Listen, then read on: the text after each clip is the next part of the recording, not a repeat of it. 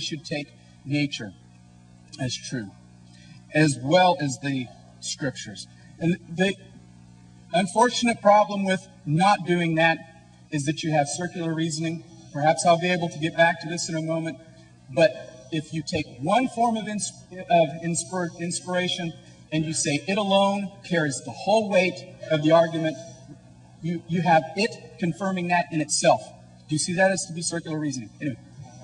Thank you, Governor. Michael Sherman.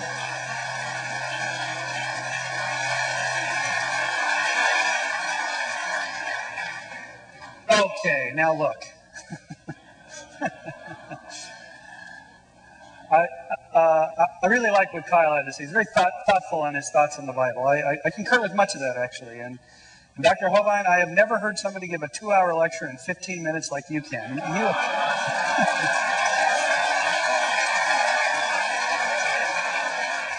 Your law students would have fun taking notes from this guy.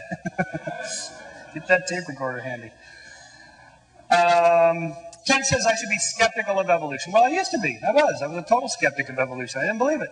I didn't for years, for a long time. I read all the creationist literature. I read what the creationists said was evolution, and I didn't believe it because it sure didn't make sense. Then I actually took some courses in the science of evolutionary biology, and I found out, oh, this is nothing what the creationists were saying that it was. This is like a science. This is a whole different thing. This isn't anything what I was told.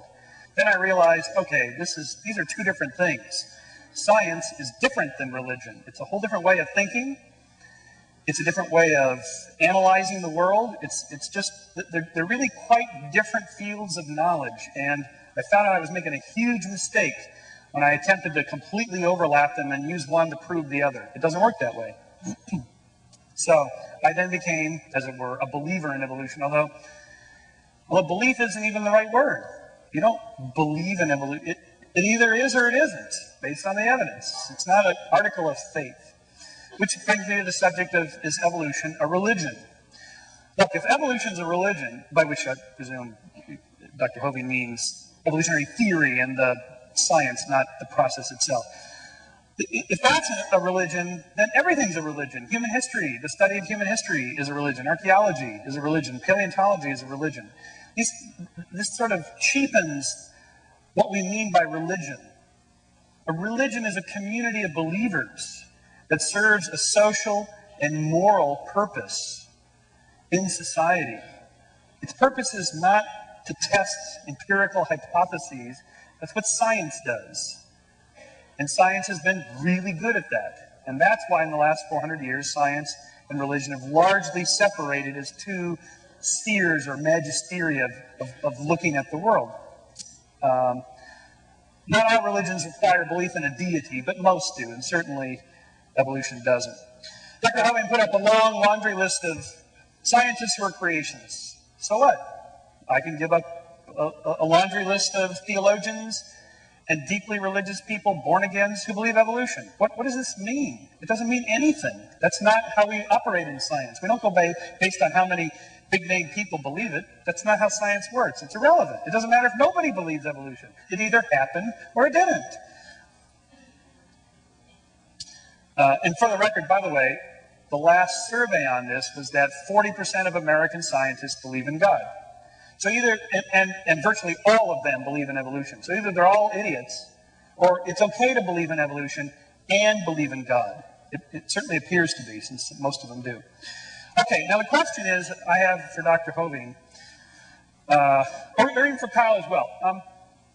If God did it, aren't you curious how she did it?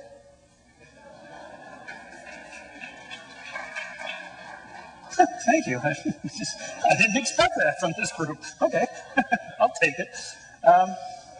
In science, we just want to answer questions about the natural world. So if God did the fine-tuning of the universe, or did this with the protons and electrons, or did this with the whale flipper, or whatever, how did God do it? Did God use genes? Did he use, for the cosmos stuff, the electromagnetic force, the weak nuclear force, the strong nuclear force? Just gravity, some other force we don't know about? What force did God use? As soon as you ask that question, you're now doing science. That's what science is. It's just naturalism. And there's only naturalism. The rest is supernaturalism. That's not science. You can do that in religion if you want, but that's not science. As soon as you step out of that, you're not doing science anymore.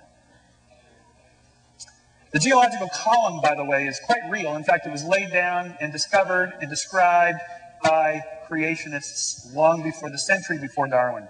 So don't let Dr. Hovind fool you to thinking that this is some concoction, conspiracy by evolutionists. It's not. The geological column was created, well, discovered by creationists.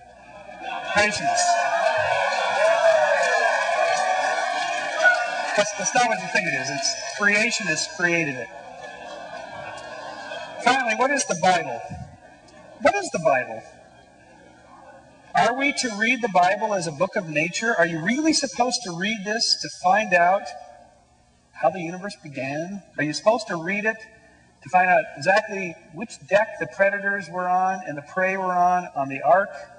I mean, 2 of every species. There's somewhere between 10 and 40 million species. Where did he put all these? And who cleaned up the mess anyway at the end of the day? And what did they feed them? If you're asking those kinds of questions, you're missing the point of the Bible, one of the great books of Western literature. You're missing the point if you're doing all this, what I would call pseudoscience. The point of the Bible, like let's say take the flood myth, for example, and by myth I mean a story, is it's a destruction redemption. It's a starting over. It's a beginning anew. It's we screwed up, we're gonna start over. All the stories in the Bible are moral homilies and tales that tell that surely you don't want to take Deuteronomy and its admonitions to kill disobedient children. Surely you don't want to take that literally. Please tell me you don't take that literally. Or that adulterous women should be killed. Please tell me you don't take that literally. And if you don't, then you don't take the Bible literally. Now, thank you.